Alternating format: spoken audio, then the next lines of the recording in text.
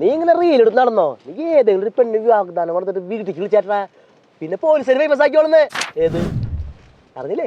ഇവരുടെ കാലല്ലേ ഇൻഫ്ലുവൻസേഴ്സ് പീഡിപ്പിക്കണ കാലം. കാര്യം മനസ്സിലായി. പക്ഷെ വിവാഹ വാഗ്ദാനം നൽകി പീഡിപ്പിച്ചു എന്ന് പറയാൻ പറ്റില്ല. ഈ പീഡനം എന്ന് പറഞ്ഞാൽ എന്താ?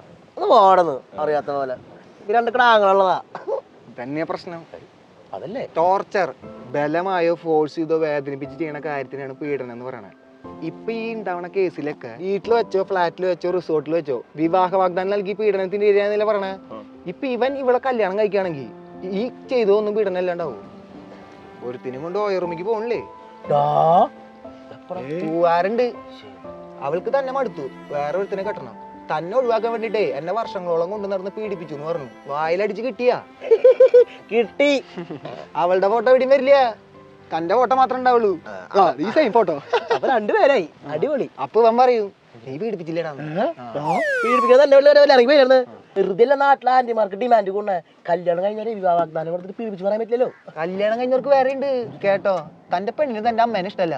അവളാണെങ്കിൽ ഒരു ജോലിക്കും പോല, പക്ഷെ അവൾക്ക് 25,000 രൂപ സാരി തന്നെ വേണം കൊടുക്കാൻ. താനാണെങ്കിൽ ഭാഗ്യമൊന്നും ഇല്ലാത്ത ഒരാളാണ്. മേടിച്ചു കൊടുക്കാൻ പറ്റാതെ പാലമ്പായി അടിച്ച് കിട്ടിയ ഒരു ഗാർഹിക പീഡനം കിട്ടി. ആ ഈ ഫോട്ടോ വരും പത്രത്തില്.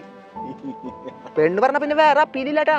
ഇതൊക്കെ കേൾക്കുമ്പോളാ വല്ല സർജറി ചെയ്തിട്ട് വല്ല പെണ്ണായ മതി. എത്രയോ പെൺപിള്ളേര് വിവാഹ വാഗ്ദാനം നൽകി പൈസയും പറ്റിച്ച് ആൺപിള്ളേരെ തേച്ച് വിടുന്നു. എവിടെങ്കിലും വല്ല ന്യൂസ് കണ്ടിണ്ടാ?